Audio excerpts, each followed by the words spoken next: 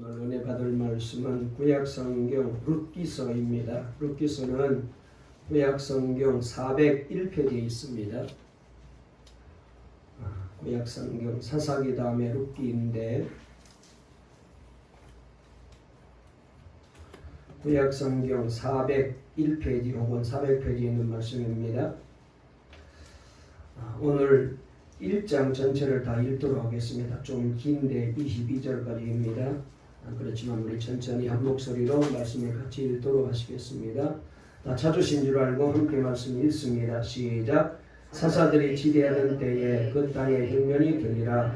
유다 베들레헴의 한 사람이 그의 아내와 두 아들을 데리고 모압 지방에 가서 거류하였는데 그 사람의 이름은 엘리멜렉이요 그의 아내의 이름은 나오미요 그의 두 아들의 이름은 말론과 기론이니 유다 베들레헴 에브라 사람들이더라. 그들이 모압 지방에 들어가서 거기 살더니 나오미의 남편 엘리멜렉이 죽고 나오미와 그의 두 아들이 남았으며 그들은 모압 여자 중에서 그들의 아내를 맞이하였는데 하나의 이름은 오르바요 하나의 이름은 룻이더라.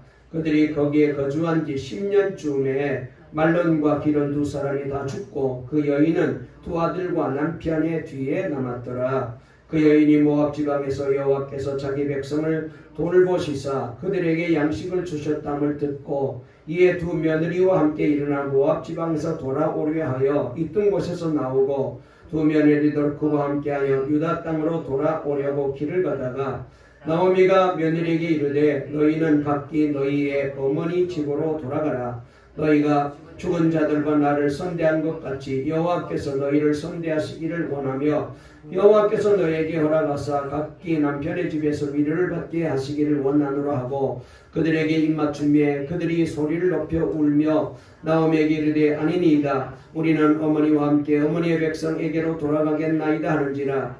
나오미가 이르되 내 딸들아 돌아가라. 너희가 어찌 나와 함께 가려느냐.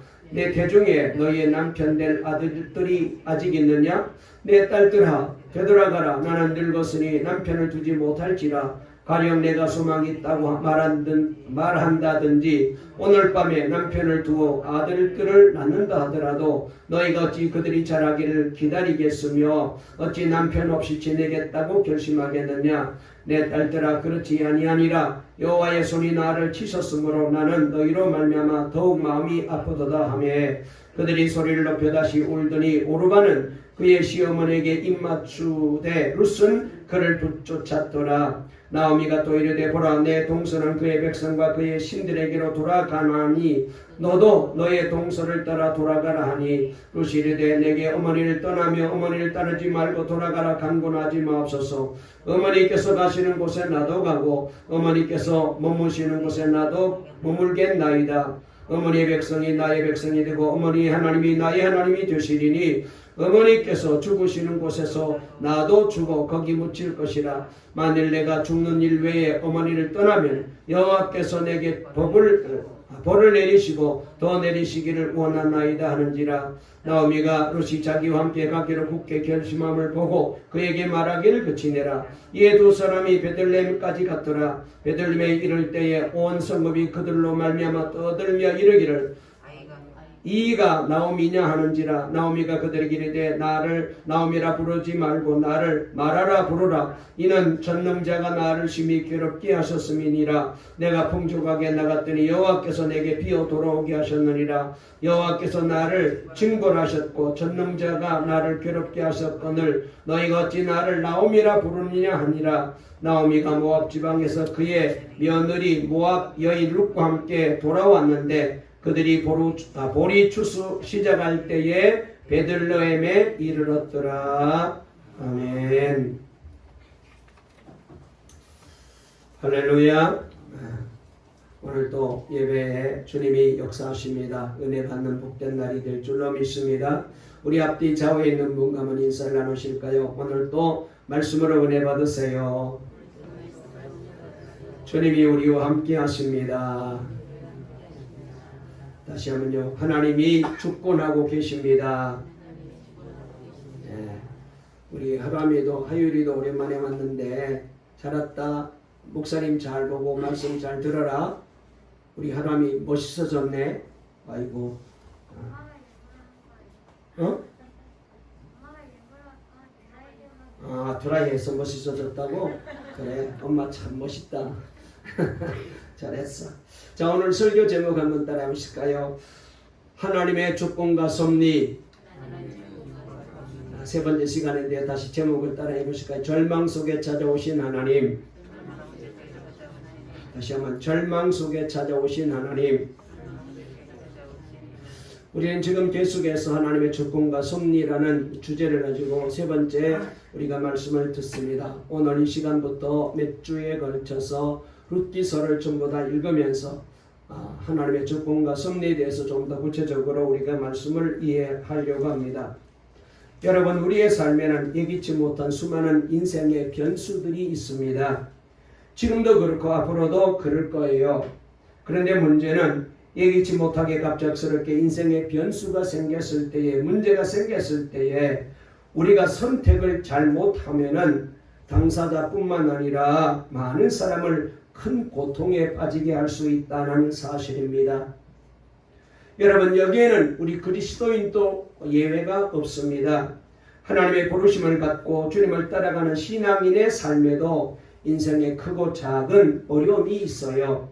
그래서 선택과 결정은 매우 중요합니다. 우리는 지난 2주에 걸쳐서 하나님께서 역사의 주인이 되셔서 이 세상과 우주 만물과 사람을 하나님의 특별한 섭리와 주권으로 인도하고 계신다라는 말씀을 들었습니다. 그렇습니다. 이 세상에 일어난 모든 일은 하나님의 뜻과 섭리 가운데 일어나고 있습니다. 우연히 만난 것 같고 우연히 일어나는 사건처럼 보이지만은 그 뒤에는 하나님이 계셨습니다. 모든 것이 하나님의 뜻과 하나님의 계획 속에 이루어진 사건이었습니다. 요셉이 어린 나이에 형들의 미움을 받아 애굽의 노예로 팔려가 종살이하다가 억울한 누명으로 감옥까지 들어가게 되고 사람들로부터 배신당하고 말로 형용할 수 없는 어려움을 당하고 고난을 당합니다. 너무 억울하고 힘들어 죽을 지경이었지만 하나님의 뜻과 섭리를 믿고 바라보고 잘 견딥니다. 그리고 마침내 때가 되매 하나님이 개입하셔서 바로 왕이 꿈을 해몽하게 되고 그리고 애굽의 총리가 되고 그리고 가족을 기근과 재난에서 건져 애굽 땅으로 이민 오게 만들었습니다. 사도 바울도 억울하게 거짓과 불법 재판으로 죄수의 누명을 쓰고 죽을 고비를 수도 없이 지나 드디어 로마에 가게 되고 그거 로마에서 순교하기까지 복음을 전파하여 결국 200년이 지난 후 로마가 복음화되고 AD 313년 콘스탄티누스 황제 때 로마의 국교를 기독교로 선포하고 기독교 국가로 변하여 전 세계로 복음이 퍼져나가 온 세상을 구원하시는 하나님의 뜻을 이루게 되고 하나님의 계획을 이루게 된 겁니다. 특별히 콘스탄티누스 황제는 최초로 기독교 황제입니다. 그 전까지는 데오클라시안 황제가 통치하며 기독교를 무자비하게 탄압하고 박해하였는데 그가 물러나고 새로운 황제 후보에 기독교를 박해하는 인물인 막센티우스라는 사람과 이 콘스탄티누스가 티베르강 밀비안 다리를 사이에 두고 치열하게 싸우고 있던 중 마지막 결전 전날 밤에 이 콘스탄티누스에게 하나님께서 환상을 보여주십니다. 그 환상은 뭐냐면은 이 징표를 사용하면 승리할 것이다 라는 음성과 함께 그리스도를 가리키는 십자가 징표를 보여주셨습니다. 이 징표를 보고 콘스탄티누스는 전병사의 방패와 투구에 십자가 징표를 새기고 출전하여 AD 312년 10월 28일에 마침내 승리를 거두고 그리고 로마의 황제가 됩니다. 콘스탄티누스 황제는 그리스도께서 자신에게 승리를 주셨음을 확신하고 그 후에 확실한 그리스도인으로 변하여 공식적으로 기독교를 로마 국교로 선포하고 독실한 신자인 어머니 헬레나와 함께 기독교를 온 세상에 전하는 큰 역할을 했습니다. 이렇게 모든 역사의 뒤에는 하나님이 일하시고 계시고 하나님이 섭리하고 계시는 것이었습니다. 여러분, 바울의 말처럼 나의 나된 것은 전적으로 주님의 은혜와 섭리로 되는 줄로 믿으시기를 바랍니다. 인생 내 힘으로 사는 것 같고, 가정 내 힘으로 꾸려가는 것 같고, 자식 내 힘으로 기르는 것 같은데 아닙니다. 이 모든 역사 속에는 하나님이 간섭하시고 개입하고 계셔. 오늘 본문의 이야기도 그리스도인은 인생의 위기 앞에서 상황과 환경을 따라갈 것이 아니라 말씀 따라가야 되고 하나님 중심의 선택과 결정을 해야 된다라고 우리에게 잘 가르쳐주고 있는 말씀입니다. 아직 이스라엘이 정식으로 국가로 세워지기 전인 사사 기드온 시대에 베들레헴에 흉년이 들었어요. 이곳에 엘리멜렉과 그의 아내 나오미라는 사람이 살고 있었는데, 흉년이 들자 흉년의 어려움을 잠시 피하고자 이웃나라인 모압으로 이민을 갔습니다. 그러나 얼마 후에 말론과 기론이라는 두 아들을 남기고 남편 엘리멜렉이 죽고 말았습니다. 그러나 나오미는 두 아들을 그곳에서 결혼시켜 모압 여인인 오르바와 룻을 각각 며느리로 맞이하게 됩니다. 그러나 불행하게도 이 두 아들인 말론과 기련도 얼마 살지를 못하고 자식도 낳지 못하고 다 죽고 말았어요. 흉년을 피하여 더 나은 삶을 누리려고 떠났던 이민 생활이 말할 수 없는 고통의 삶이 된 거예요. 왜 이 가정에 이런 고통이 찾아왔을까요? 겉으로 보면 더 나은 삶을 위하여 모압을 선택하였기 때문입니다. 여러분, 모압은 하나님의 말씀이 없는 불신 세상을 가리켜요. 모압은 당장은 배를 부르게 할 수 있었을지 모르지만 그러나 머지않아 그 땅은 고통의 땅이 되었어요. 가지고 간 모든 것을 다 날려버렸습니다. 잘 살아보자고 함께 간 사랑하는 가족을 다 잃어버렸습니다. 모압은 나오미에게 가서는 안 되는 불신앙의 땅입니다. 하나님이 없는 불신앙의 땅은 그녀의 모든 것을 다 빼앗아가 버렸습니다. 반면 떡집이라는 뜻을 가진 베들레헴은 하나님의 임재가 있고 생명의 떡인 말씀이 있고 믿음의 가족이 있는 곳입니다. 영적인 기근을 피할 수 있는 곳입니다. 생수가 있는 곳입니다. 물론 베들레헴 떡집에도 육적인 흉년이 올 수 있습니다. 다시 말하면 믿음으로 살고 말씀 따라가고 주님 뜻대로 살아도 열심히 기도해도 어려움을 당할 수 있어요. 그때는 무엇을 해야 됩니까? 회개하고 말씀을 묵상하고 기도하면서 주님 바라보고 은혜 받아야 됩니다. 하나님과의 관계가 친밀해지고 하나님의 섭리와 뜻을 알기를 힘써야 돼요. 그러면 어느덧 육적인 기근이 사라지게 되죠. 그러나 육적인 흉년을 피하고자 누가복음 15장의 둘째 아들처럼 영적인 풍요를 버리고 육적인 풍요를 찾아서 세상으로 나가면 진짜 더 큰 고통을 만나게 됩니다. 태풍을 피하려다가 쓰나미를 만나게 되는 꼴이죠. 나오미와 엘리멜렉은 태풍을 피하려다가 쓰나미를 만나게 된 거예요.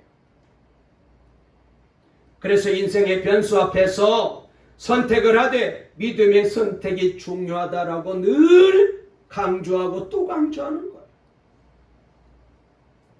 믿음의 선택은 하나님 중심적인 선택이고요. 말씀을 따라가는 선택이거든요. 보이는 환경을 따라가는 선택이 아니고 보이지 않는 하나님을 목적으로 하나님을 인생의 최고의 가치로 여기고 따라가는 선택입니다. 여러분, 사람의 마음은 간사하여 형통할 때에는 하나님이 보이지 않습니다. 하나님을 찾지도 않습니다. 아버지가 아들에게 매일 용돈을 조금씩 주었어요. 어느 가정에. 그러자 아들이 그 용돈이 한꺼번에 다 주어지면은 자기가 좀 마음대로 쓰고 싶은 대로 쓸 수 있어서 아버지에게 말합니다. 아버지, 한 달치 용돈을 한꺼번에 다 주세요. 그러니까 아버지가 이런 말씀을 하셨대요. 얘야, 한 달치 용돈을 다 주면 너를 한 달에 한 번밖에 볼 수 없지 않니?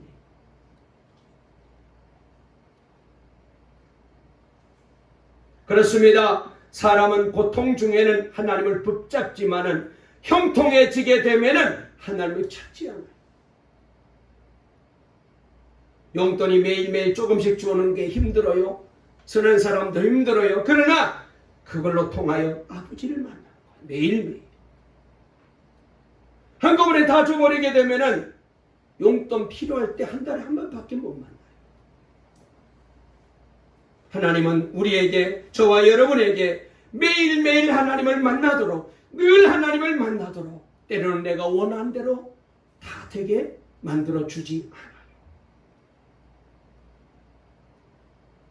그래서 진짜 믿음은 형통할 때 테스트 되는 거예요. 하나님은 이러한 인간을 하시기에 고통을 허락하시고, 고통 속에서 하나님을 찾게 하시고, 또 고통 속에 있는 백성을 찾아오시는 거예요. 본문에 나오면은 베들레헴 떡집의 풍요 속에 있을 때는 하나님의 말씀이 잘 들리지 않았어요. 하나님이 얼마나 소중한지를 몰랐어요. 사는데 불편하지 않았기 때문에. 우리 모두가 다 그런 경향이 있어요. 그러나 이방 땅에서의 죽음 같은 고통 속에서 남편과 소중한 자식을 모두 잃고 나서야 비로소 하나님을 찾게 되었고, 그리고 그때 하나님의 음성이 들려왔어요. 그녀가 들은 소식은 유대에 하나님이 방문하셨고, 그리고 그 유대 땅 베들레헴에 풍년이 들었다는 소식입니다. 여러분, 다시 한번 강조합니다. 말씀이 들리는 게 복이에요. 세상 좋은 소식, 벨벨 주식이 올라가고 바트코인이 올라가고 여러분 부동산이 올라가고, 여러분 그게 좋은 소식이 아니에요. 하나님의 말씀이 들리는 자가 복받은 자입니다. 하나님의 임재의 소중함을 아는 게 복이에요. 교회 공동체의 소중함을 아는 게 복입니다. 오늘 성전에 오신 여러분 정말로 복받은 분인 줄로 믿습니다. 부득이해서 지금 영상으로 예배 드리는 분들도 복받은 분입니다. 어서 빨리 우리 성전에서 다시 만날 수 있기를 바랍니다.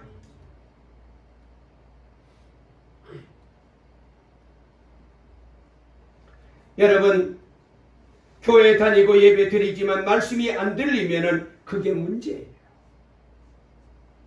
그것이 바로 영적인 기근이에요. 말씀이 안 들리니 더 나은 삶을 동경하여 말씀이 없는 모압을 향하여, 세상을 향하여 갈 수밖에 없어요. 세상 사람들이 사는 게 좋아 보입니다. 저렇게 사는 게 행복해 보입니다. 영적으로 기근을 만났기 때문에, 하나님의 말씀이 안 들리고 예배가 소중한 줄 모르기 때문에, 주님 앞에 나가는 것이 행복인 줄 모르기 때문에 세상 사는 사람들이 좋게 보이는 거예요. 마치 나오미가 모압 땅이 좋아 보이는 것처럼. 그러나 모압은 우리에게 더 나은 삶을 주는 것처럼 유혹하지만 실상은 우리에게 모든 것을 빼앗아가고 결국은 고통에 빠뜨리려고 기다리고 있을 뿐이에요. 속으면 안 되는데 자꾸 속아요. 그리로 가면 안 되는데. 그러나 보통은요, 모압을 경험하지 않으면 베들레헴 떡집에 사는 것이 얼마나 복된 것인지를 깨닫지 못하기에, 그것을 깨닫도록 하기 위하여 하나님은 때로 우리에게 고통을 허락하시고 고통 속에서 음성을 들려주시고 귀를 기울이시고 우리를 찾아오시는 거예요. 자, 한번 본문 말씀으로 돌아가서 우리 한번 6절 7절 말씀을 한번 읽어볼까요? 6절 7절 말씀 다 같이 읽겠습니다. 시작. 그 여인이 모압 지방에서 여호와께서 자기 백성을 돌보시사 그들에게 양식을 주셨다함을 듣고 이에 두 며느리와 함께 일어나 모압 지방에서 돌아오려 하여 있던 곳에서 나오고 두 며느리도 그와 함께하여 유다 땅으로 돌아오려고 길을 가다가 그랬습니다. 말씀이 들리고 깨달아지면은 잘못 왔다라고 할지라도 돌이킬 수 있습니다. 회개는 마음이 변화를 받아 원래의 자리로 돌이키는 거잖아요. 즉 더 나은 삶을 위하여 인간적인 방법과 내가 가지고 있는 재주로 살려고 했으나 그것이 잘못된 것을 알고 버리고 하나님 중심적인 삶으로 바꾸는 것이 바로 회개입니다. 하나님께로 가까이 나가는 거죠. 나오미는 고향 땅으로 돌아가기를 결심하고 두 자부를 데리고 집을 나섰습니다. 그러나 그녀는 며느리들을 놓아주고자 합니다. 현재 나오미는 아무것도 없습니다. 나오미는 그녀들에게 유산으로 줄 것이 한 가지도 없습니다. 자기를 따라오면 자기는 좋겠지만 그녀들이 고생길이 뻔해요. 젊은 과부로 한평생을 마쳐야 됩니다. 그리고 이방인이기 때문에 유대 땅에 와서 콧대 높은 유대인들의 온갖 멸시와 천대도 견뎌내야 해요. 그래서 나오미는 며느리들이 친정으로 돌아가 재혼해서 행복한 가정을 이루기를 원하였습니다. 나오미는 사심없는 현실적인 권면을 두 며느리에게 한 거예요. 여기서 이상과 현실 사이의 고뇌가 등장합니다. 우리는 누구를 권면할 때에 이상만 말하면 안 됩니다. 이상도 좋지만 그 이상을 추구하는 데 따르는 현실적인 대가 지불이 있음을 말해 주어야 돼요. 우리의 믿음은 만사 형통이라는 식으로 말하지 말아야 돼요. 믿음은 분명 구원과 생명을 주고 영생을 주고 하나님의 백성으로 변화되고 천국 가는 길이지만, 그러나 여러분, 이 길은요 현실적으로 고난의 길입니다. 예수님께서는 좁은 길이라고 말했어요. 신앙생활하는 게 쉽지 않잖아요. 예배도 드려야 되고 사명도 감당해야 되고 복음을 전하고 주를 위해서 헌신하고 헌금도 드리고 몸도 드리고 물질도 드리고 사명도 감당해야 되고 여간 불편하지 않아요. 나오미는 신앙생활의 좋은 점을 말하여 당장 자기를 따라오라고 강요하지 않습니다. 그 대신 오히려 대가 지불의 현실을 암시하여 그들이 친정집으로 돌아가도록 권면하면서 그들에게 자유의지의 선택권을 줍니다. 여기에 나오미의 마음의 고통과 애환이 구구절절히 잘 드러나고 있어요.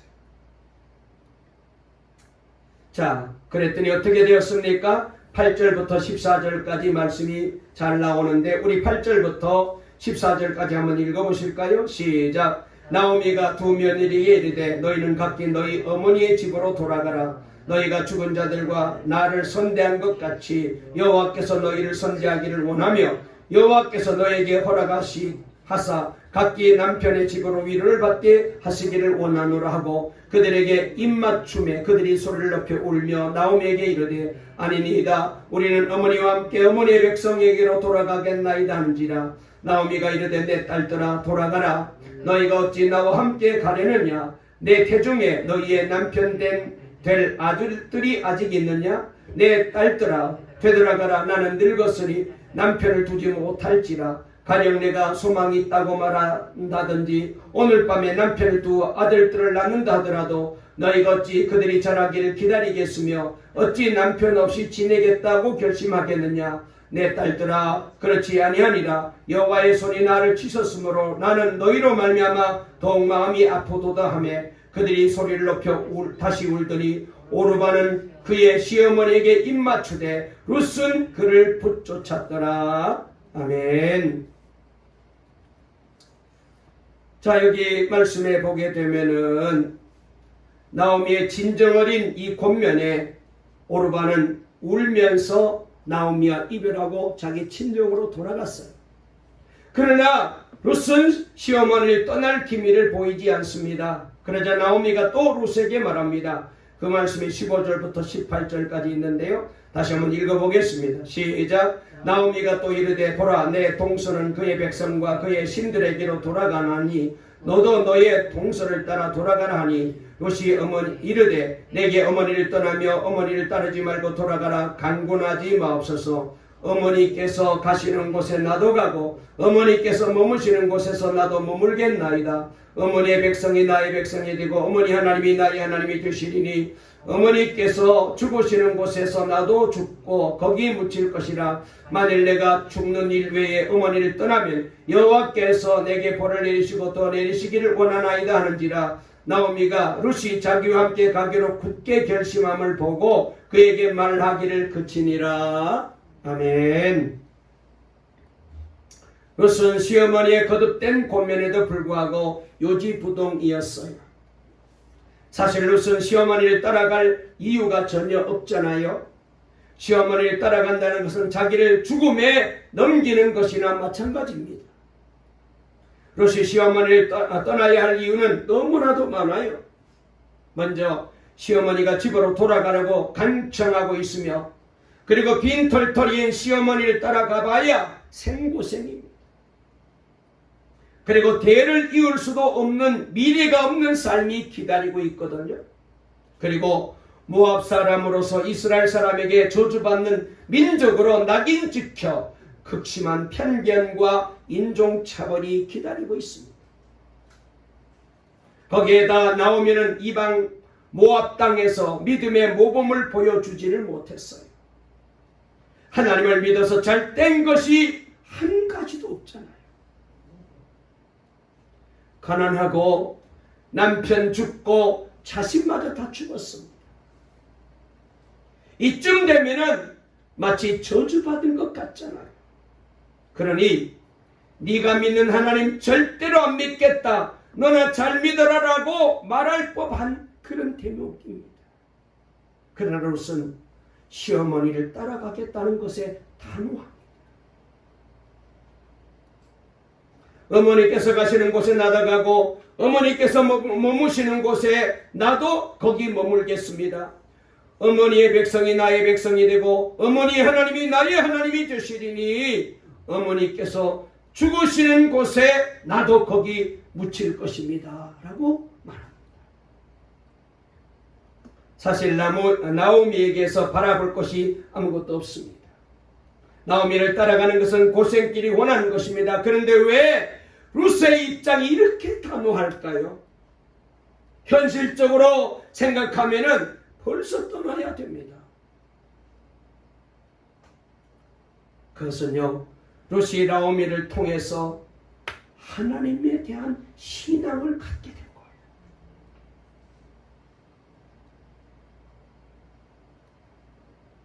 룻은 비록 시어머니 나오미와 함께 생활이 넉넉지 못한 어려운 삶을 살았으나 나오미를 통해서 하나님을 받아들이고 믿게 되었어요.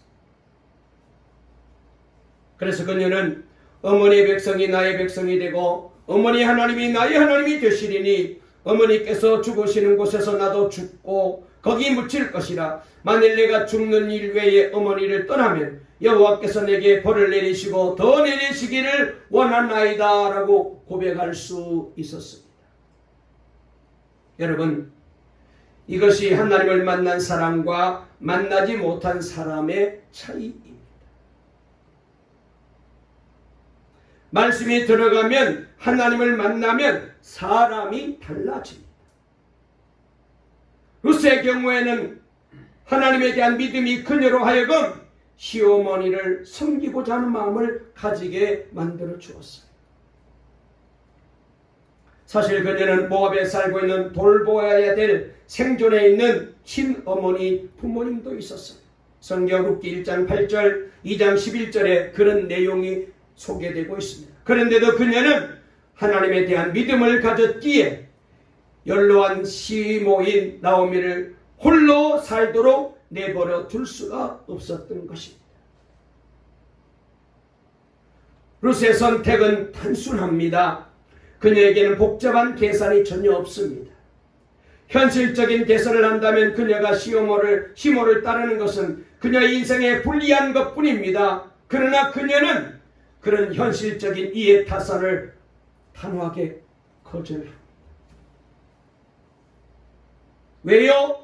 하나님을 알았기 때문에, 하나님을 만났기 때문에 늙은 시모를 끝까지 돌보아 주어야 한다는 책임감이 그녀를 사로잡고 있었어요.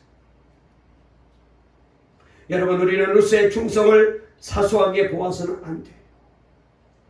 루스의 선택은 보통 사람들에게는 불가능한 상황에서 한 선택이잖아요.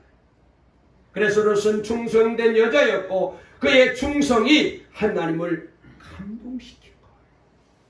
이 루스의 헌신이 하나님의 마음을 움직이게 한 거예요. 세상적인 관점으로 보면 어리석은 선택일 수도 있잖아요. 그러나 하나님은 이런 루스의 선택을 기뻐하시고 후에 그녀를 크게 축복하십니다. 우리가 이미 이 내용에 대한 결말은 잘 알고 있잖아요. 이 보리밭의 주인인 보아스를 만납니다. 그리고 이 남자와 결혼하여 놀랍게도 다윗의 증조 할머니가 되어요. 그리고 이방 여인이지만 영광스럽게도 메시아의 족보에 그 이름이 당당하게 올라가게 돼요. 여러분, 이렇게 하나님을 제대로 만나면 자기를 위해 사는 것이 아니라 사명을 위해 살게 됩니다. 믿음으로 살게 되고 주를 위해 살게 됩니다. 자기 중심적인 삶에서 다른 사람을 섬기는 삶으로, 하나님을 섬기는 삶으로 바뀌어집니다. 나보다 남을 더 생각하게 되고 연약한 사람을 먼저 생각하게 됩니다. 불신 가족의 구원을 생각하게 되고 불신 영혼들을 위해 향한 하나님 아버지의 마음을 갖게 되어요. 그리고 교회를 생각하게 되고 내가 편하기보다는 교회가 잘 되고 부흥되기를 우선하고 좀 불편하고 부담이 되어도 헌신하고 충성하는 신앙 공동체 중심의 생활로 바뀌어져요. 그 사람이 하나님을 제대로 만난 사람이에요. 여러분, 하나님을 알면 사명을 위해 살고 연약하고 약한 자들을 돌보고 사랑하는 삶을 살게 됩니다. 그리고요, 생각에서 그치는 게 아니에요. 행동으로 옵니다. 회개는 생각에 그치는 게 아니잖아요. 깨닫는 것에서 끝나는 것도 회개가 아닙니다. 하나님께 돌아가다가 마는 것도 회개가 아닙니다. 회개는 마음으로 죄를 깨닫고 탄식하여 마침내 행동으로 완벽하게 하나님께 나오는 것, 그리고 하나님 위에 살게 되는 것. 나오미는 룻을 데리고 마침내 베들레헴에 돌아오게 됩니다.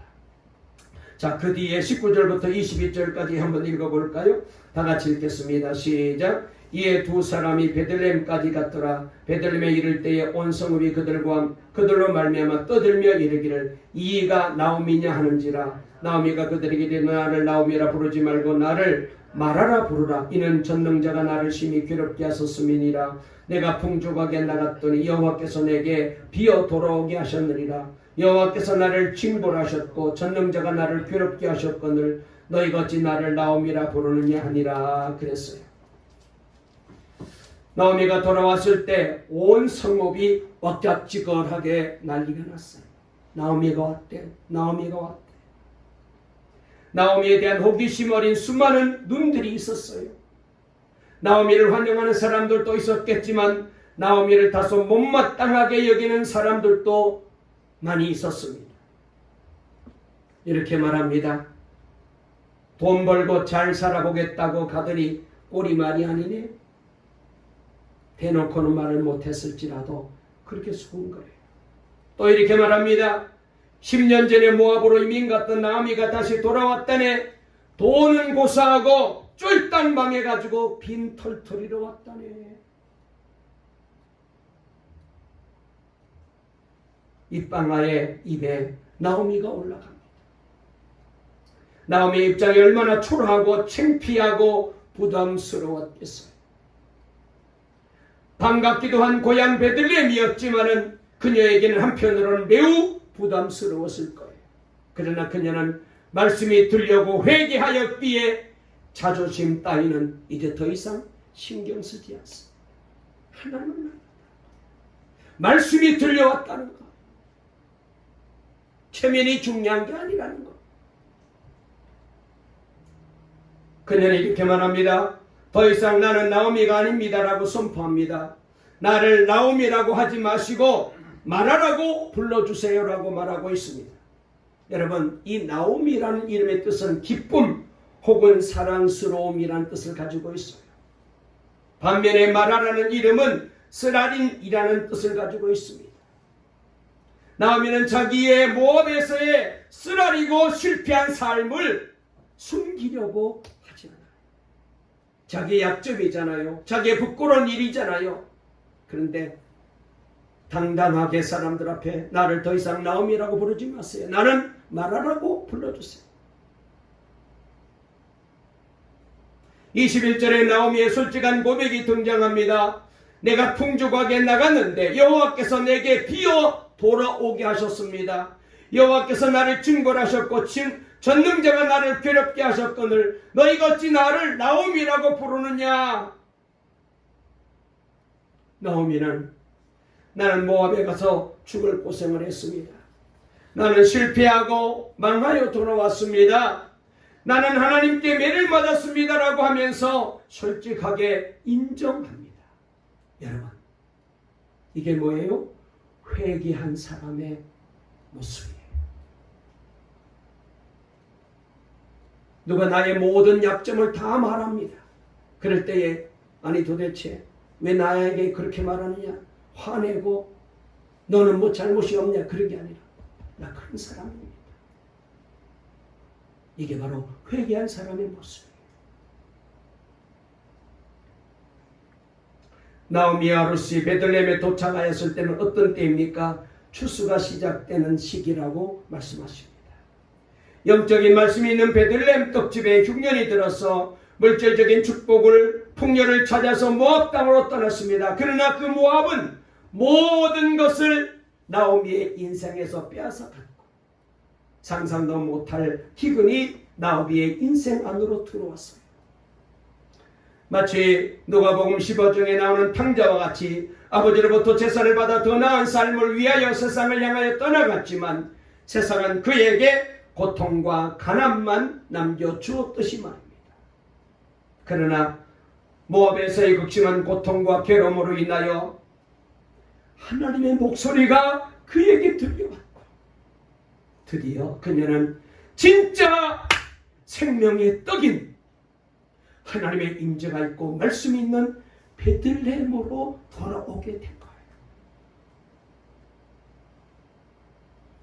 그녀는 비록 많은 것을 잃고 빈손으로 돌아왔지만 말씀이 있는 베들레헴으로 돌아왔기에 그녀의 삶에는 다시 생수가 흐르게 됩니다.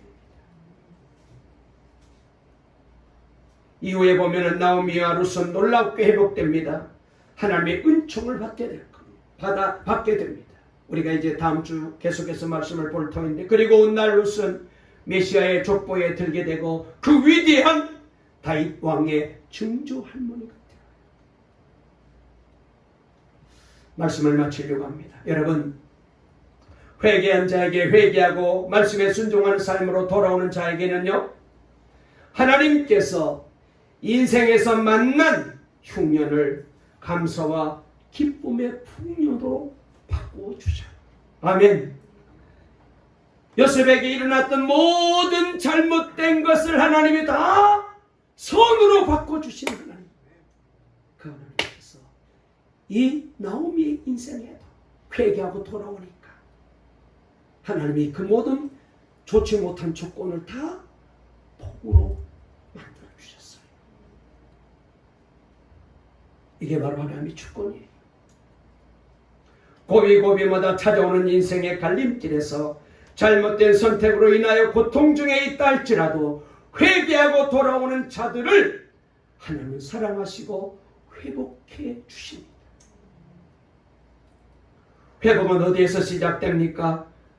말씀을 들으면서부터 시작이 돼요. 말씀이 들려야 돼요. 나오미가 남편과 두 아들의 죽음에도 돌아올 생각을 못하다가 하나님이 자기 백성에게 찾아오셨다는 말씀을 듣고 죽을 것 같은 마음에 생수가 부어지는 것 같은 위로와 용기를 얻고 돌아가기로 결심했어요. 그런 나오미의 인생에 새로운 하나님의 구원의 역사가 임하기 시작한 거예요.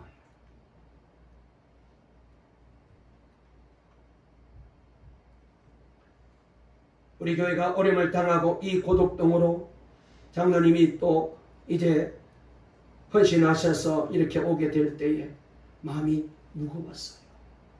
고독동에 가면은 우리를 어떻게 볼까? 사람들이 나를 어떻게 볼까? 정말 왔더니 가는 곳곳마다 저를 알아보고 별별 얘기를 다 했을 때 참 견딜 수가 없었어요. 그래서 어떤 밥집에 갔는데 자기가 건설하면서 얘기를 하더라고요. 그러면 다시는 안 갔어요. 가고 싶은 마음이 안 생겨요. 야, 나를 그렇게밖에 안 보는 거.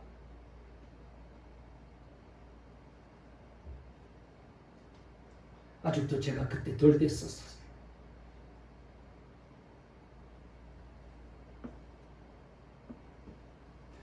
여러분, 위로와 용기를 얻고 주의 말씀이 들려지게 되면은 그때부터 하나님이 역사하십니다. 그러므로 여러분, 무엇이 복입니까? 뭐가 복이에요? 돈 많은 게요? 좋은 집에 사는 게요? 부동산 올라가는 게요? 은행 통장에 잔고가 많은 게 복일까요? 아닙니다. 말씀을 묵상하고 새기고 암송하며 하나님의 말씀이 들려지는 게 복이에요. 그리고 그 말씀을 붙잡고 기도하는 사람이 복받은 사람이에요. 베들레헴 떡집의 교회를 사랑하고 예배하는 자리에 나오는 것이 복받은 사람입니다. 교회에서 말씀을 배우고 기도하고 헌신하고 순종하는 것이 복이에요. 다시는 물질 때문에 베들레헴을 떠나서 모아보러 가는 일이 없기를 바랍니다. 사랑하는 성도 여러분의 삶에도 나오미에게 임한 이 하나님의 헤세드, 히브리 말로 헤세드인데 우리말로 번역하면 은혜와 자비죠. 이 하나님의 놀라운 은혜의 자비, 이 하나님의 구원의 역사가 다시 한번 오늘부터 모든 성도들에게 임하기를 간절히 주의 이름으로 축원합니다. 축원합니다. 살아계신 하나님 아버지 감사합니다. 오늘도 좋은 날 복된 날을 주시고 우리를 사랑해 주셔서 주님 앞에 나와 예배 드리게 도와주시니 감사합니다. 아버지, 나오미를 통하여 다시 한번 주님을 만나게 도와주시고 우리 모두가 회개하고 돌아오면, 그리고 말씀이 들려지면은 주님 앞에 나오면 주님께서 새로운 구원의 역사를 만들어 가시는 줄로 믿습니다. 나오미에게 임한 이 놀라운 하나님의 은혜와 자비, 긍휼과 하나님의 놀라운 주권이 우리 동관교회와 성도들의 삶 속에도 풍성하게 넘치게 기름 부어지게 해 주시옵소서. 예수님의 이름으로 간절히 기도 올리옵나이다. 아멘.